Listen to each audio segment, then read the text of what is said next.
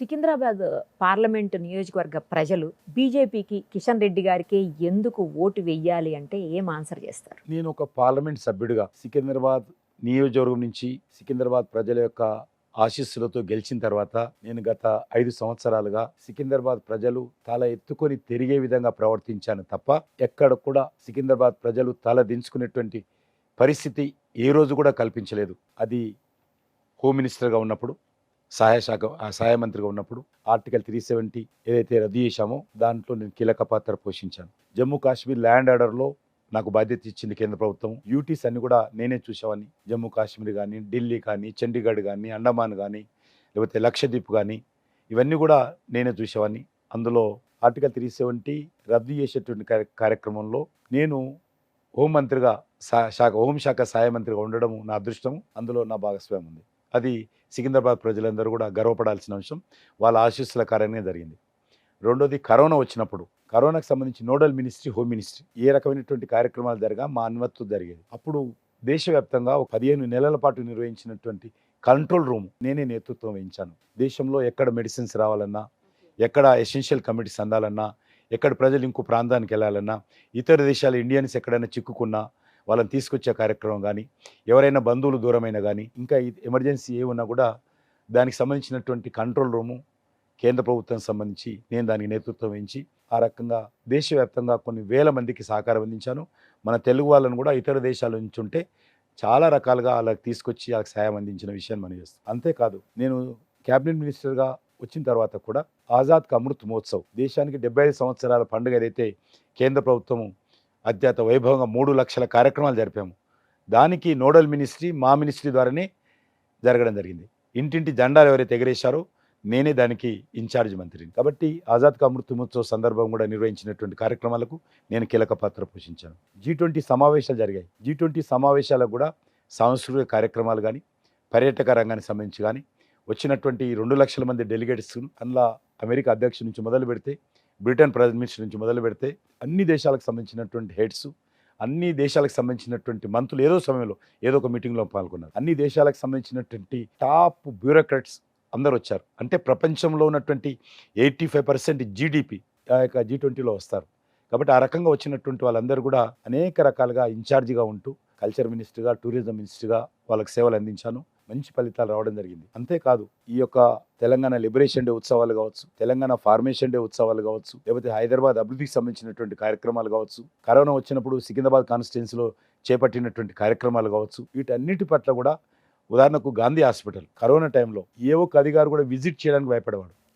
Doctors మాత్రం తప్పదు కాబట్టి పీపీ కిట్ వేసుకొని ఇచ్చారు. నేను ఒక్కడిని పీపీ కిట్ వేసుకోకుండా, ఫోటోలు చూడొచ్చు మీరు, వెంటిలేటర్ దగ్గర ఉన్నటువంటి పేషెంట్ దగ్గరికి వెళ్ళి పీపీ కిట్స్ లేకుండా మాస్క్ కట్టుకొని వాళ్ళందరితోటి ఒకటిసారి 12 సార్లు ఆ రకంగా హాస్పిటల్కి వెళ్ళి, కారణము అక్కడ పనిచేస్తున్నటువంటి డాక్టర్లకు, పనిచేస్తున్నటువంటి నర్సులకు, అక్కడ హాస్పిటల్లో పనిచేస్తున్నటువంటి పారిశుద్ధ కార్మికులకు ధైర్యం చెప్పాలనే ధైర్యంతో మరి ఆ రోజు ఆ రకంగా వెళ్ళాను. అదే విషయంలో ఏ ఇబ్బంది వచ్చినా కూడా ఈరోజు ప్రభుత్వ పాఠశాల కావచ్చు, లేకపోతే ఆసుపత్రులు కావచ్చు, మౌలిక వసతులు పెంచేటువంటి ప్రయత్నం చేశాను. ఆక్సిజన్ ప్లాంట్ నుంచి మొదలు పెడితే ఈరోజు అన్ని ప్రైమరీ హెల్త్ సెంటర్స్లలో కూడా 19 హెల్త్ సెంటర్స్లలో కూడా అడిషనల్ సెట్స్ చేశాను. హాస్పిటల్స్లలో అంబులెన్స్లు ఇప్పించాను. ప్రభుత్వ పాఠశాలలో డిజిటల్ క్లాస్ రూమ్స్ ఏర్పాటు చేశాను. ప్రభుత్వ పాఠశాలలో మరి బెంచెస్ చాలా పెద్ద ఎత్తున ఎక్కడెక్కడ బెంచెస్ దొరుకుతాయో ఫర్నిచర్ ఇప్పించేటువంటి ప్రయత్నం చేశాను. నాకు గొంతు కొద్దిగా సహకరిస్తలేదు, క్షమించాలి.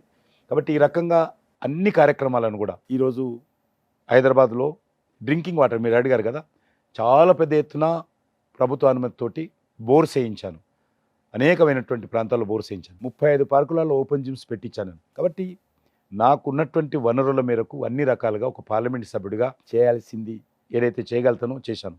ఉదాహరణకు రైల్వే సిటీ హైదరాబాద్ నా కాన్స్టిట్యున్సీ డెవలప్ చేశాను. ఈరోజు కల్చర్ మినిస్టర్ అయిన తర్వాత సంగీత నాటక అకాడమీ బ్రాంచ్ ఇక్కడ ఏర్పాటు చేసిన, అంతకుముందు లేకుండా.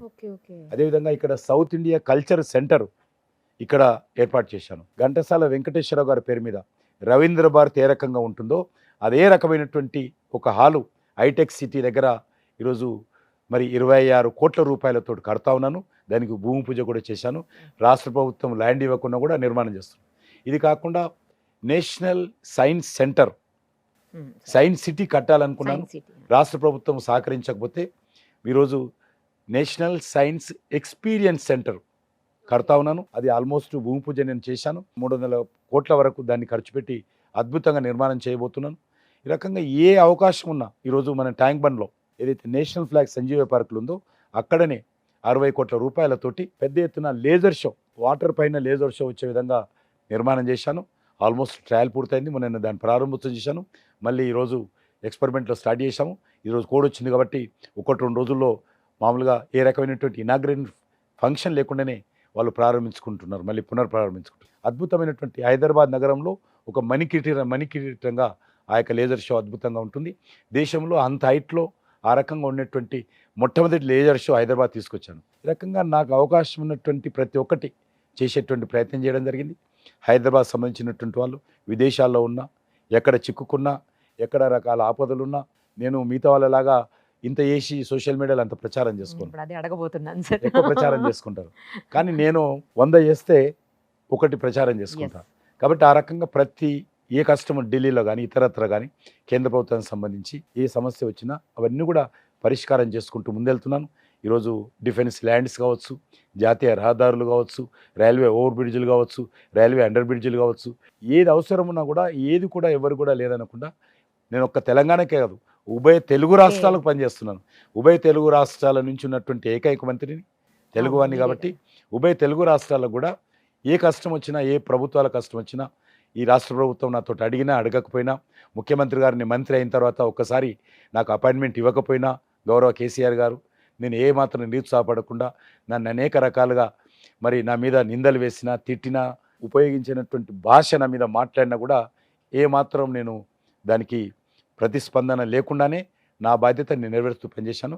అన్నిటికంటే మించి మరొకసారి మనిస్తున్నాను, నాకు ఓటేసినటువంటి ప్రజలు ఎవరైతున్నారో వాళ్లకు కిషన్ రెడ్డి ఎవరు అంటే సికింద్రాబాద్ కాన్స్టిట్యున్సీ నుంచి గెలిచినటువంటి, హైదరాబాద్ నగరం నుంచి గెలిచినటువంటి ఎంపీ అని దేశమంతా చెప్పుకునే విధంగా నేను ఈరోజు యునైటెడ్ నేషన్స్లో జరిగినటువంటి ప్రపంచ టూరిజానికి సంబంధించినటువంటి హై లెవెల్ సమావేశంలో మొత్తం ప్రపంచంలో ఏకైక టూరిజం మినిస్టరు నన్ను ఒక్కరినే పిలిచి నన్ను కీనోట్ అడ్రస్ చేయమన్నారు. కాబట్టి ఒక తెలుగువాడిగా నేను పివి నరసింహరావు తర్వాత కీనోట్ అడ్రస్ చేసినటువంటి వ్యక్తిని. ప్రపంచ ఐక్యరాజ్య సమితికి సంబంధించినటువంటి మరి సదస్సులో నేను పాల్గొన్నాను. కాబట్టి ఆ రకంగా ఎందుకంటే G20 నేపథ్యంలో G20 సమావేశాలు చాలా జయప్రదమైనవి. ఒక సస్టైనబుల్ టూరిజం సంబంధించినటువంటి కాన్సెప్ట్ కింద ఆ యొక్క సమావేశాలు జరిగితే దాంట్లో కీనోట్ అడ్రస్ చేశాను. కాబట్టి ఎవరైనా కానీ నాకు ఓటేసినటువంటి వాళ్ళు ఏ రోజు కూడా తల దించుకునే విధంగా ఎక్కడ కూడా మా ఎంపీ పొరపాటు చేశాడు, మా ఎంపీ చెడ్డ పని చేశాడు, మా ఎంపీ అవినీతికి పాల్పడ్డాడు, మా ఎంపీ ఇక్కడ గుండాయిజం చేశాడు, మా ఎంపీ ఇల్లు ఖాళీ చేశాడు, మా ఎంపీ భూమి కబ్జా చేశాడు, మా ఎంపీ ఫలానా చెడు పని చేశాడు అని ఎవ్వరు కూడా ఏ రోజు కూడా అనుకోకుండా ఏ రకమైనటువంటి చట్ట వ్యతిరేక కార్యక్రమం కానీ, నాకు ఓటేసినటువంటి ప్రజలు తల దించుకునేటువంటి కార్యక్రమం కానీ చేయలేదు. తల ఎత్తుకునే విధంగా మా ఎంపీ ఈరోజు కరోనాలో మంచి పని చేశాడు, సంస్కృతిక కార్యక్రమాలు చేశాడు, ఈ రైల్వేకి సంబంధించినటువంటి ప్రాజెక్టులు తీసుకొచ్చాడు అనేటువంటి గర్వపడే విధంగానే పనిచేశాను తప్ప నేను చెడు పని చేయలేదు. భవిష్యత్తులో నాకు ఉన్నంత వరకు నేను ఎక్కడ కూడా నన్ను అనేక మంది రెచ్చగొట్టిన, అనేక మంది విమర్శిస్తారు నన్ను. కిషన్ రెడ్డి చాలా సాత్వికుడు, అవును, సింపుల్గా మాట్లాడతాడు, ఎవరు తిట్టినా కూడా ఘాటుగా మాట్లాడు, ఎదురుదాడిగా దిగరు. ఇష్యూ మీద నేను మాట్లాడతాను తప్ప వ్యక్తిగత విమర్శలకు, స్థాయిని తగ్గించేటువంటి విమర్శలకు ఎప్పుడు కూడా నేను మాట్లాడాను.